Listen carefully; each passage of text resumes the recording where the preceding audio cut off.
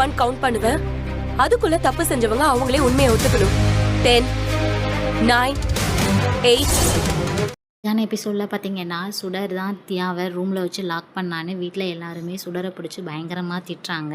இங்கே கிளாஸில் பார்த்தீங்கன்னா சுடர்கிட்ட யாருமே பேசுகிறதில்ல. அதனால் சுடர் ரொம்பவே ஃபீல் பண்ணுறாங்க. மகேஷ்கிட்ட சொல்லிக்கிட்டு அழுதுகிட்டு இருக்காங்க.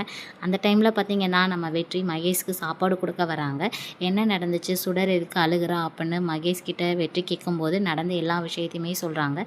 பழி சுடர் மேலே விழுந்துருச்சு அப்படின்னு வெற்றிக்கிட்ட சொன்ன உடனே வெற்றி அவங்க கிளாஸ்மேட்ஸை பார்த்து பேசுகிறாங்க.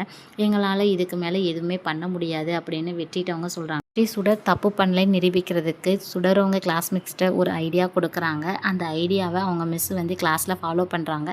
தப்பு செஞ்சது யாருன்னு எனக்கு தெரியும், நீங்கள் யாருன்னு சொல்லணும், நான் 1லேருந்து 10 கவுண்ட் பண்ணவங்களாட்டி யாருன்னு சொல்லிடணும்னு சொல்லிட்டு கவுண்ட் பண்ணுறாங்க. அப்போ பார்த்தீங்கன்னா ஒரு பொண்ணு எந்திரிச்சு நான் தான் இதை பண்ணனேன் அப்படின்னு ஒத்துக்கிட்டாங்க.